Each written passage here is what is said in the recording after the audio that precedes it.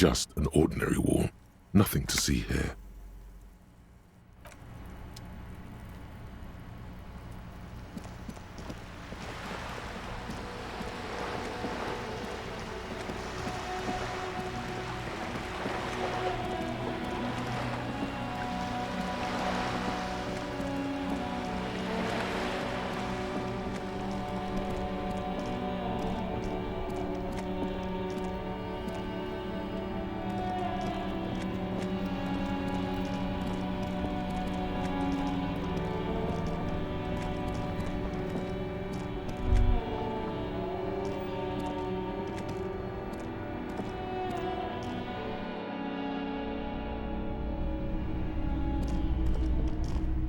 Hello.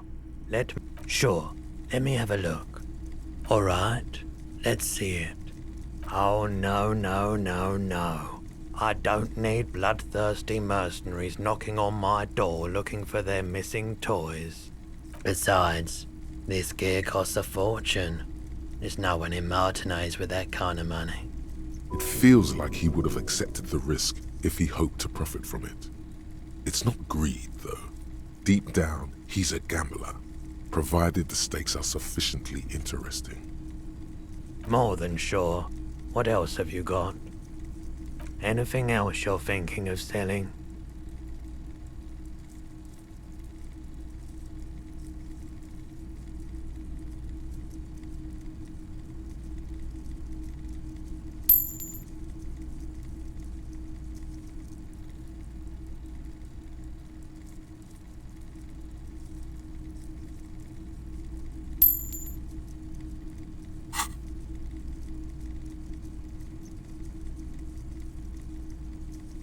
Another time, perhaps.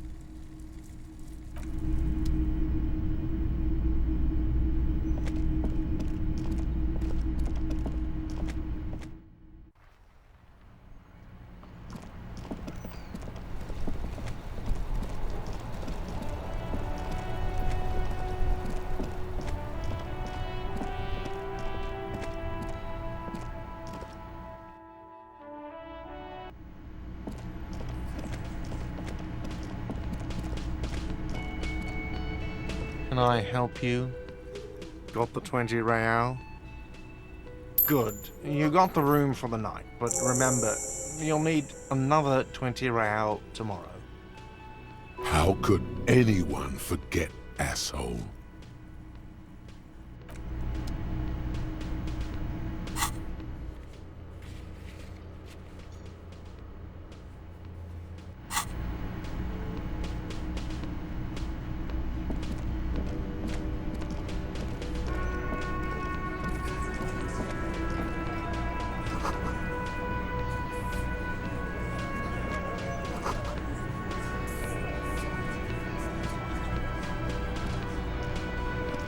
Looks like the circus left town, but the clowns are still here.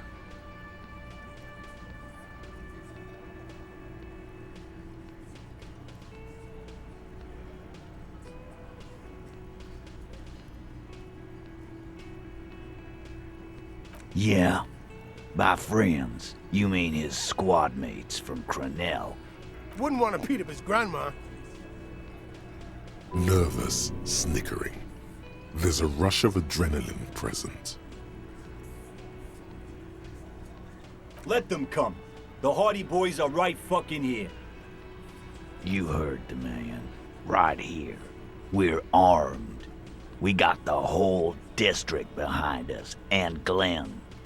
Glenn is fucking crazy. Yeah. A well-oiled murder machine. The mood is on the rise. They're feeling confident, ready to punch out the whole Merc platoon.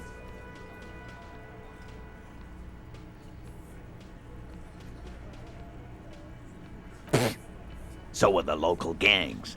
The fucking Barmy Army and the Madre scum. You've been out there. Seen any around? Yeah. Where are they now, huh? Sent back to Madre in an airtight cargo crate. We got weapons of our own. We got Ister 50s, Zilagars. Glenn's got a knock cannon at home. That thing has 7 barrels, 1 trigger. You do the math. So that's 1 dead and a long reload. But whatever. Big fucking surprise. They hire psycho scum, arm them to the teeth, and let them loose in the city. What do you think is gonna happen? He's really prepped himself up for this. He has to keep the fear in check. What do you mean, okay?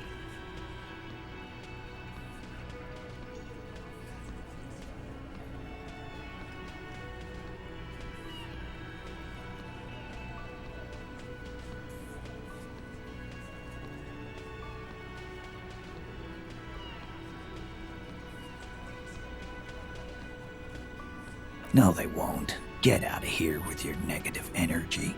No wonder you cops get shot to shit every day. Can't go to war with an attitude like that.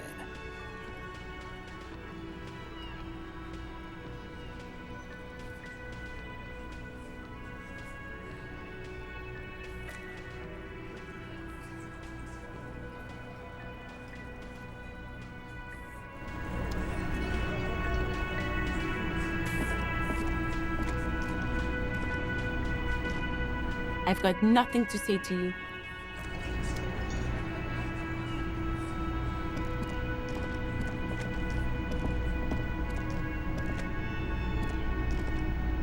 Oh, hello, dear. I didn't notice you at first. That's just it. This isn't like him at all. He always plans his expeditions so carefully. A cold breeze hisses through dense thickets of reeds. Something sweet in it, somnolent. A damp chill goes down your spine. When you look around, you're still in the whirling in rags. You have more important things to worry about. Just some field work, sweetie. Morell is a highly trained scientist. He and his assistant Gary are studying an extremely rare species of insect. But they should have returned by now. They were just going down the coast across the water lock to set a few traps. He said they'd be back on Monday. What could be keeping them? Oh, sweetie, it's nothing like that. Gary's as loyal as they come. I trust him with my husband's life any day. There's a nameless old fishing village nearby, but we've never had any trouble there before. There is a lot of crime around here, isn't there? Oh, thank you, sweetie. Truly, I'll be right here if you come across any sign of Morell. Oh my. What happened to the water lock? Oh, sweetie, if it weren't for you, I'd be looking forward to another sleepless night. Thank you from the bottom of my heart. Listen, sweetie, I hate to ask, but if your investigation happens to take you to the other side of the coast, please do keep an eye out for my husband. And if you see him, let him know Lena is waiting for him here at the Whirling. He gets so tangled up in his work that he may not know the water lock's been repaired, and it's cold out there. Oh, you're such a dear. Thank you, sweetie. Oh, yes, a zoologist. A cryptozoologist, to be more precise. It's really just a subfield of zoology, one specializing in animal species that are so exceedingly rare that many assume them to be extinct or even fictitious. Searching for such species called cryptids is difficult and often thankless, and frankly, many scientists are too lazy to do it. Universities these days are rarely interested in supporting real research. Oh dear, I'm not sure where to begin. Well, his expression is slightly grumpy, but his eyes are always bright and curious, like a small boy's. And his palms are quite coarse from all the field work, but he's quite gentle. Oh, well, he's a bit shorter than you, but with a larger frame, and he has longish white hair, usually a bit uncombed. You might say wild, even. One other thing, he'll likely have all kinds of field gear on him, even if he's not out in the reeds, you know, just in case. We'll be celebrating our 16th anniversary this autumn. Not the most numerically satisfying anniversary, but I like the less obvious milestones even more somehow. Via dating agency, I'm ashamed to say.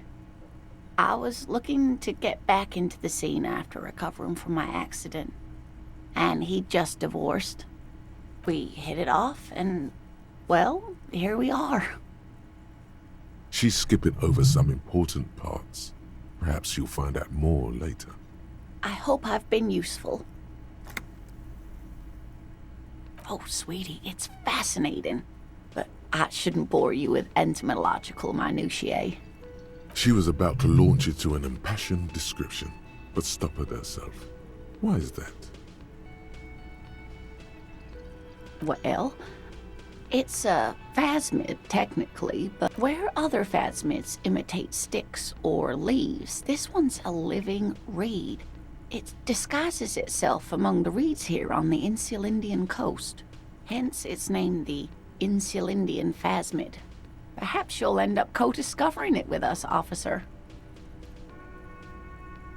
Well, some teenagers making out in the reeds saw one. They didn't know what it was, of course, but there was a brief article in a local newspaper about their encounter with a ghost insect that looks like the reeds.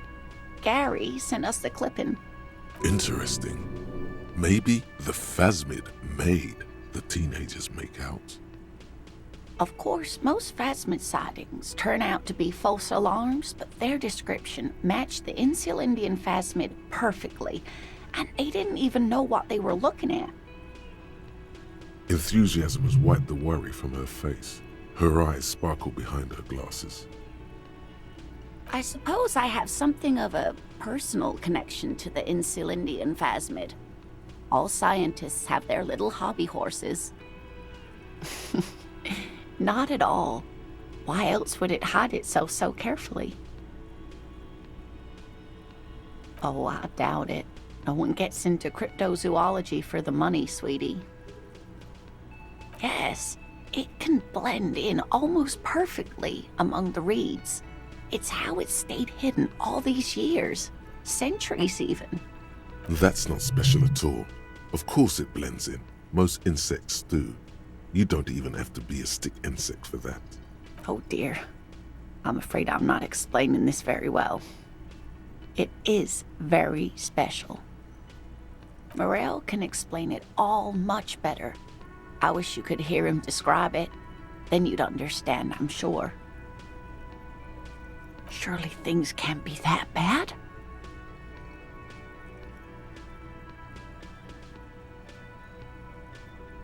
You know where we are, right?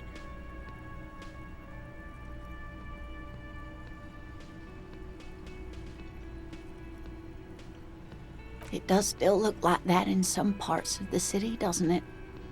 We are in a hostel called the Whirling in Rags, dear, and the Whirling itself is in the city of Revachol. Yes, and Revachol? Oh my, how would I even begin to tell you? Revachol is the most beautiful city in the world. We're fortunate to be here, you and I. I haven't seen very many other cities personally. Everyone says so. Revachol is a rare jewel. This city used to rule the world, though it has seen better days. Speaking of history, you know what year it is, yes? Perhaps, dear, perhaps. But for now, it's just the spring of 51. Outside, spring rain seeps into the cracks in the walls and the cobblestone streets and into grated storm drains, all the way down into the sewers. Above ground, the first Mabel. I can tell that this is taxing for you, so I'll just ask one more question. What regime are we living under? What mode of government?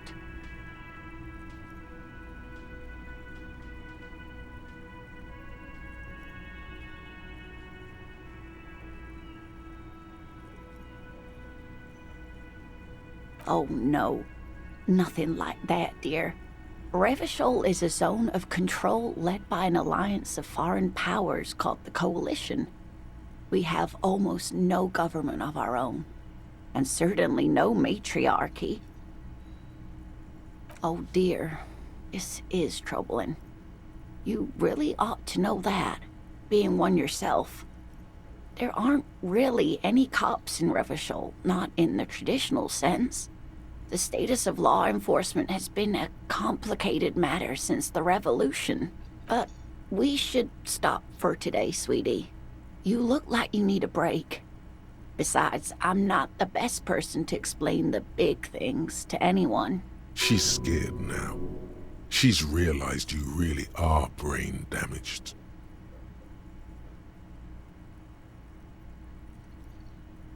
Someone more educated in these things than me? Someone rich, maybe. Wealthy people are educated, though I don't know where you would find a wealthy person in Martinez. But thank you, sweetie. You did make me forget about my worries for a while.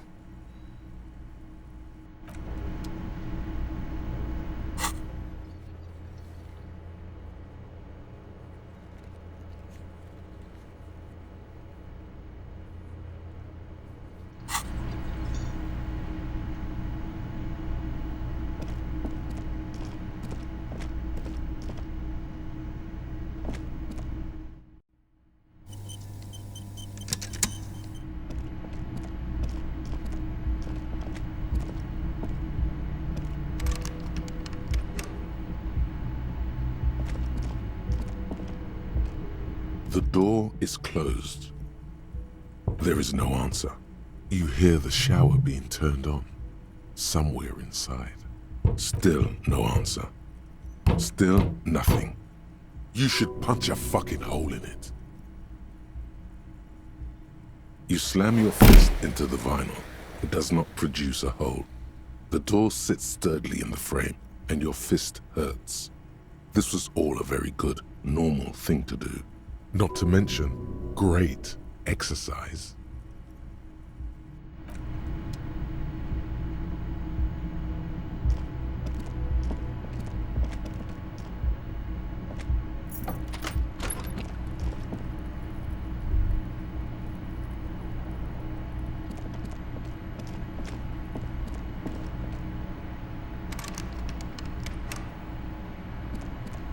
A mirror hangs above a bent and broken sink. Hot water sprays from the base and steam covers the mirror. Suddenly, you realize you have no memory of the face that awaits you there, underneath the soft vapor. As you slowly reach your hand towards the surface of the mirror, abort. You clearly have not thought this through. You won't like what you see there, and you will never unbecome it.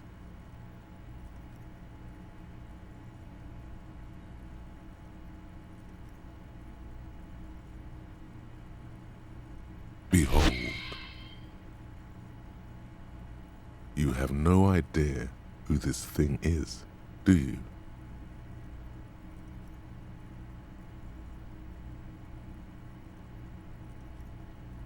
It appears you're also dead. There's clearly rigor mortis on your face. Or wait, is that an expression? Are you trying to make an expression with that face? Why? Please stop. It's horrible. You're scaring yourself. You can't, can you? It's like it's not even voluntary anymore. You have worn that grin into your face, and now it won't come off. What does it even mean? What is the emotion you're trying to convey?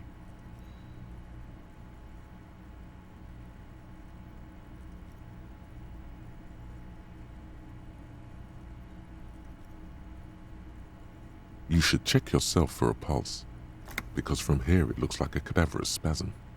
You find no sign of life on your swollen neck. However, putting your hand on your chest reveals an irregular heartbeat. You appear to be alive, for now.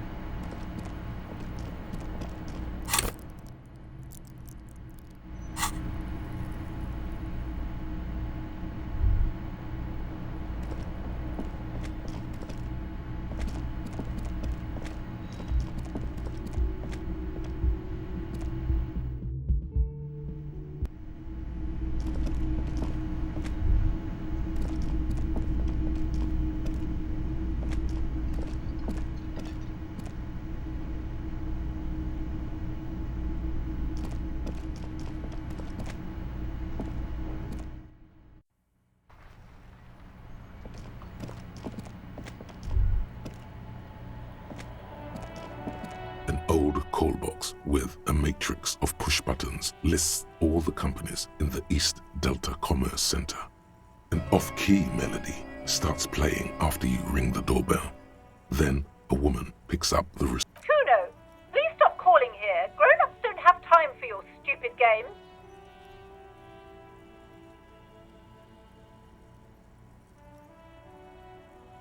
Oh, I'm sorry, officer. I thought you were... But the doorbell is broken, and the bookstore shouldn't even be on the list anymore, so I can't help you. Please don't call here again. Thanks. A single beep indicates that the line has gone dead. You ring the doorbell, but no one answers. Just seeing the words Andro Orlando gets your hackles up. Its very existence is a threat to your masculinity, to say nothing of your hair. All you hear is static, but no one answers the call. You ring the doorbell, but nothing happens. Try again. You didn't press it hard enough. Thank you for calling the 24-hour window company. This is an automated message. Are you experiencing a window-related emergency?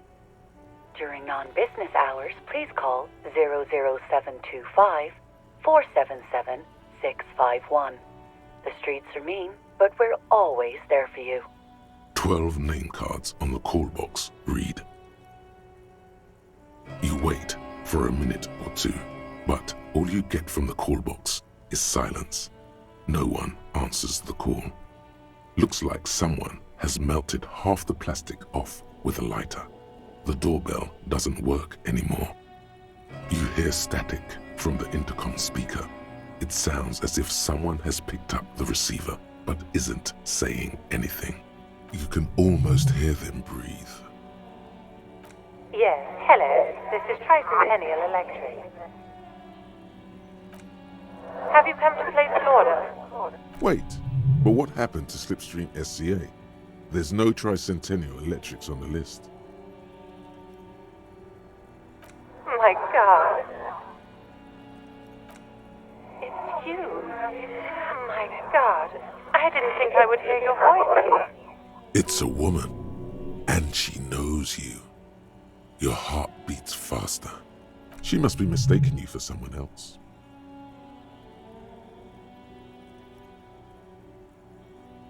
Michelle, just please. Sounds like a ghost. Wind blows through your clothes and you feel detached from your surroundings. Inside the building, a cold memory hangs. Why did you even call? I don't understand. You've been gone for months. I thought you didn't care.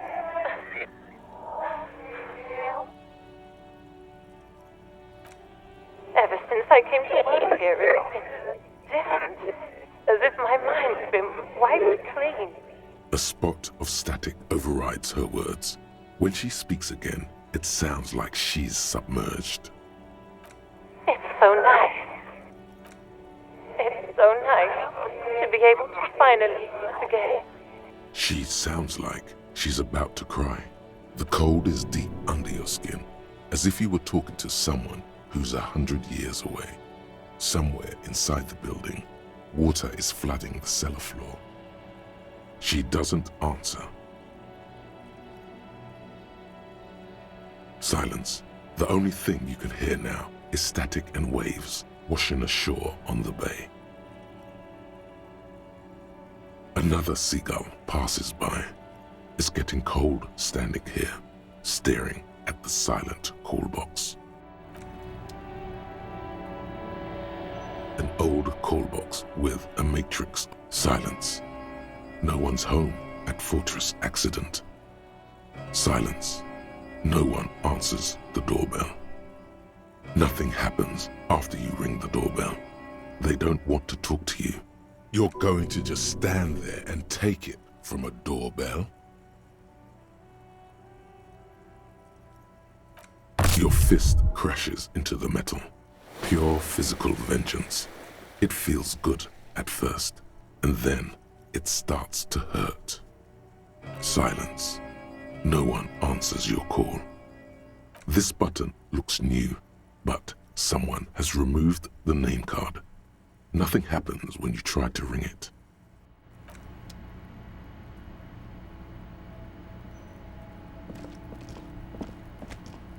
You see a set of tire tracks in the brown slush that covers the plaza mosaic. Cop habit. You look at everything. Hard to say.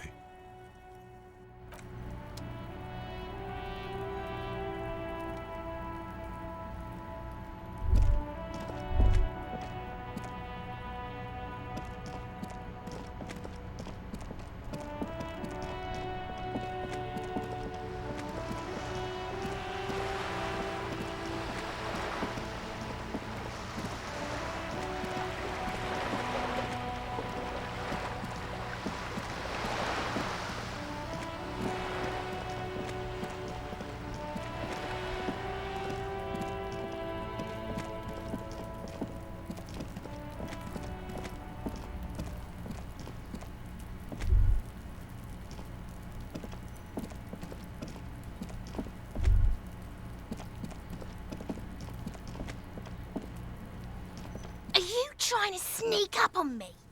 Come to slit my throat in my sleep?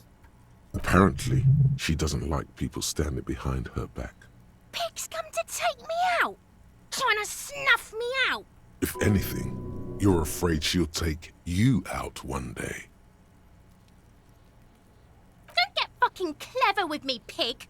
You think you're so clever.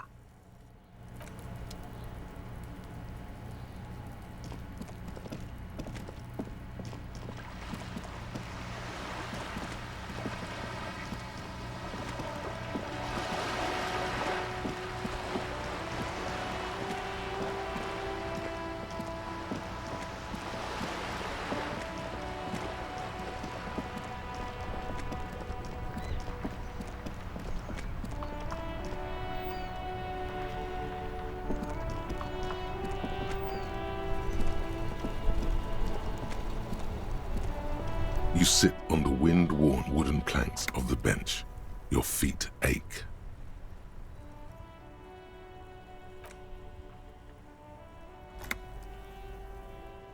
You finally stop picking your nose.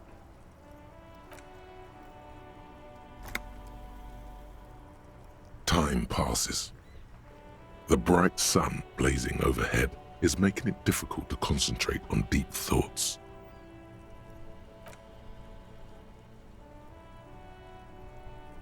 Time passes.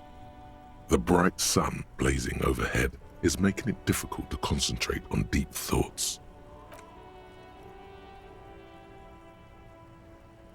Oh man, if we invited Guillaume Le Million here, we could create a wave-crashing beach party of unimaginable proportions.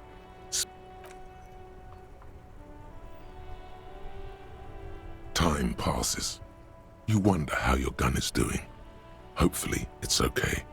You're really starting to regret the poor way you handled your own sidearm.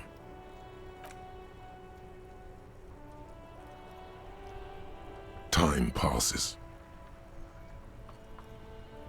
You wonder how your gun is doing.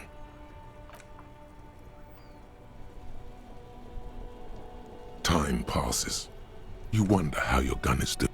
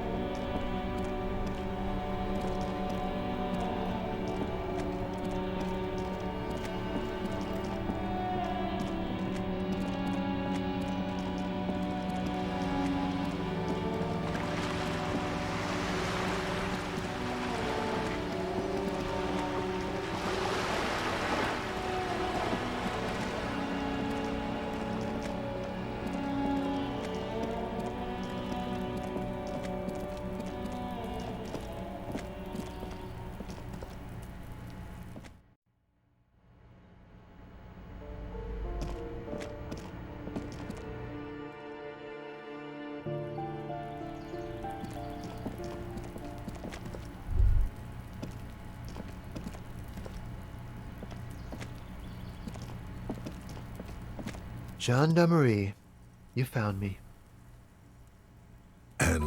His shirt is still unbuttoned. Beautiful.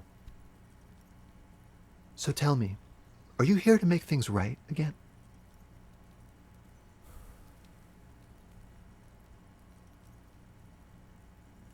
Beautiful. I have some good news for you. My Sunday friend is visiting me tonight. I told him about you and he'd like to say hello. Step in. He's already waiting. That's nice, but I don't have anything to tell you. It's my friend you're looking for, not me. He takes another drag of his unfiltered cigarette and looks around. It's getting dark and the neighboring windows have lit up. Downstairs, a cat crosses the yard, disappearing into the bush. Besides, I've got to run. Something tells you you're never going to talk to an individual this cool or mysterious ever again. Don't worry, we'll meet again. Come find me in the bar of the Whirling some evening. A man on high heels stumbles out of a basement club, music blasting over the entire district. It's chilly, and as the chemicals hit his nervous system, 1,000 shivers ripple through his body. Take care, all right?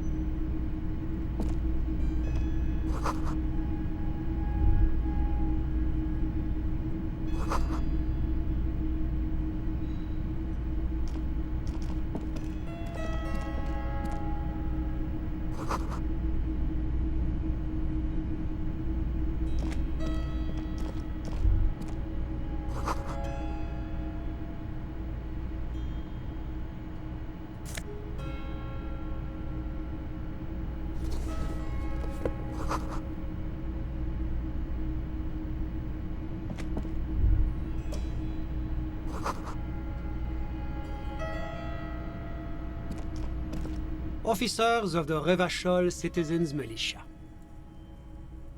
His hands are clean and well manicured. This is a man who knows the importance of appearances. My name is Charles Vildrouin, and I am an official with the coalition government. I work for the Institute of Price Stabilité on assignment from Sur-la-Clé. I heard you talking to my friend outside. Very good. Super. I am here to assist you in any way possible. Ask me about the hanging.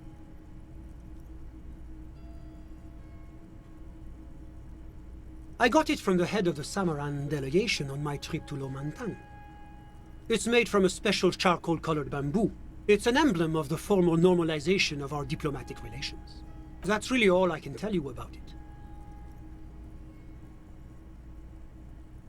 I'm sorry to say I did, officer. Officer, it's very difficult to describe what I saw that night. It was so surreal to me, like in a play. No. I mean, it was so strange. I could barely believe what was happening. I was on the balcony when it happened, getting some fresh air. I remember that first they came in, carrying what looked like a body. And then I saw all the surrounding windows go dead, one by one. That's when I understood. I should not be seeing this. I couldn't see their faces well, and there were quite a few of them. But they were very loud and very Martinez. Let's just say that the laboring classes can get rather expressive with their profanities. I couldn't tell you exactly. Less than 10. Maybe 8? That's a giant you're describing. No, They were all quite human, as far as I could tell. I went back inside. Yes, back inside. Keep yourself safe from the killing. Officer, the yard was pitch black. There was nothing to see, but I could still hear their voices. They were threatening to kill that poor man. All men, I presume. But again, I couldn't see very clearly. I believe they were mostly white, though I believe I saw 2 Areopagites among them. And I am quite certain that one spoke with a Mesk accent. Well, that's the strangest part, officer. Nothing happened. It was oddly quiet for a public lynching. Eventually, their shouts died down, and that was all. There were no gunshots, no celebratory shouts, no anything. I'm afraid I don't have anything else to add. All I can say is that it was late. No, I didn't see the corpse until the following day. Of course, anything I can do to assist the RCM. The Coalition is only looking out for the price stability. Inflation is a killer, like a heart disease blocking the normal circulation of the economy. It must be controlled. The economy impacts the entire international community, which is why it requires international oversight. Yes, as I said before, I am a commissioner from Sur-la-Clé working for the Institute of Price Stabilité. This is one of the main projects of the Moral Inter. Well, I'm renovating it. It is an interesting project. The building used to be a 12-story skyscraper before the cannons took the top 4 stories off. This, of course, happened when the Coalition forces landed here. You could say I'm undoing some of the material damage the international community caused when we arrived here. La Communauté Internationale is what Revacholians colloquially call the Coalition. In other words, the nations that stopped the disaster of the Revolution. It is the most important thing. It's the central goal of any sound monetary policy. Maintaining the price stability is essential to maintaining high levels of economic activity, which is essential for maintaining the social stability. Take your daily bread, for example. Too much inflation, bread becomes too expensive. Too much deflation, it becomes too cheap for bakers to produce. That's why the Institute of Price Stabilité works to keep inflation just below 2%. But not too far below, no. Too below is also bad. Below, but close to 2%. The Coalition believes in the importance of informing the public about the benefits of the price stability. Transparency is one of our principles. Would you like an information? A sound monetary policy is essential for addressing uncertainty. Stability is the raison d'être of the Moral Inter. It's the reason why I identify as a moralist. But oh, I don't have my leaflets on me today. That's too bad. You can always call our information line. Making information available is part of the Moral Intern's commitment to transparency. It's the international organization for moralists. Hence, Moralist International. The Institute of Price Stability is just one of its many mind babies, as is the Coalition. But of course. Well, do you value freedom? Do you believe in a normal, stable world governed by democratic values? Martinez? No. Martinez is something else. Revachol is generally difficult. It's led by an interim government, which means it hasn't yet achieved full democracy. But they are working towards it. You're all doing very well here, relatively speaking.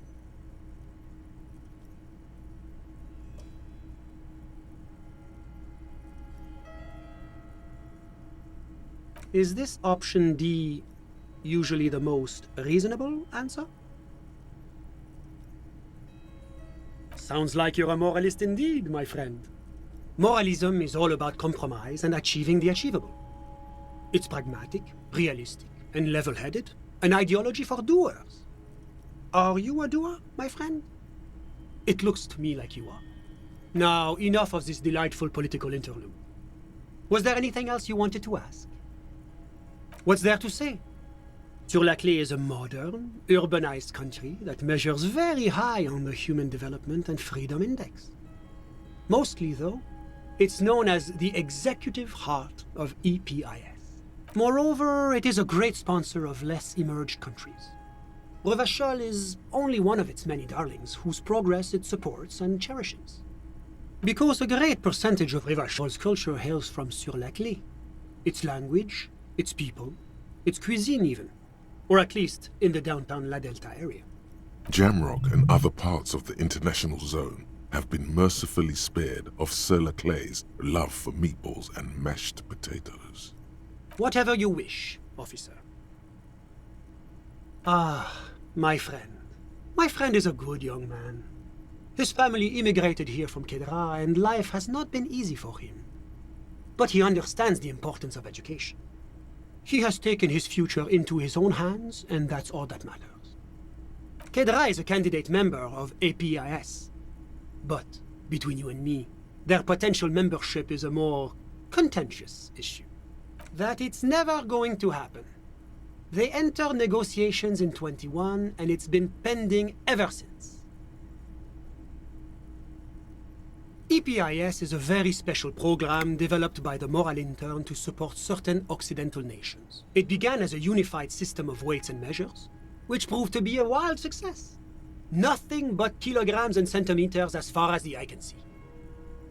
It was such a wild success that we expanded it into an economic union for the processing of steel. Another success. And between you and me, the Moral Intern feels emboldened by this success. Emboldened to take EPIS to the next level. A supranational political alliance. The United States of Occident. You mean Revachol? No, it's going to have transparent democracy. It's one day going to be a candidate member of EPIS, sure. No, candidate members do become members. Why do we even have the whole system in place if they don't? It just takes time. Time and evaluation. But we were talking about my friend here, not politics. How did any of us become friends? Bad things happening on the Insulindian Isola? Oil platforms ablaze in the night? Civil wars lasting for years? Finally, the international community is forced to step in. Au contraire, it's how millions of people end up where they are, meeting the people they meet. It's how I came here, and my friend too. Sorry, who? But I told you, officer. He's a bright young man here to pursue his education. Education is the foundation of our future, especially the arts. It is a cornerstone of our civilization. Officer, you have to understand. I can't give you his personal information.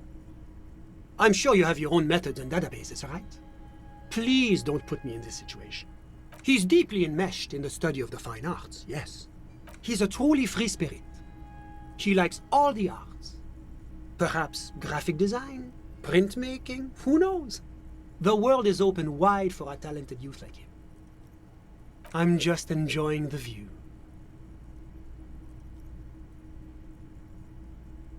Listen. A baby is crying in the neighboring apartment. No, listen. The Insulindian Bay. This place used to be a luxury accommodation before the revolution. Apartments, of course, were much bigger then. A few walls have been added here and there, leaving some of the tenants without a private bathroom or a kitchen. But the million real view stays. You can't take that away. My friend comes and goes. I'm sure you'll see him around. He's a busy bee. I'm all ears, officer. A moment, officer. Do you have everything you need from me? I'm afraid we won't have the chance to speak again once you leave.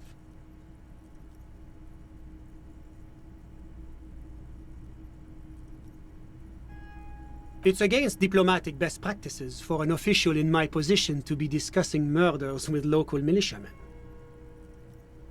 And I'm pressed for time. After you leave, I should be leaving as well. Of course. I'm glad I could help. What's this?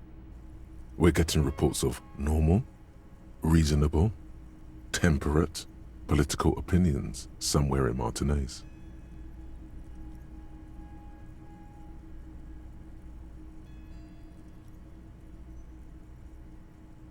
It's also about that, but it's also more. Perhaps it's the hangover. Perhaps it's a temporary surge of serotonin, but something tells you it's time to become a citizen of the Kingdom of Conscience.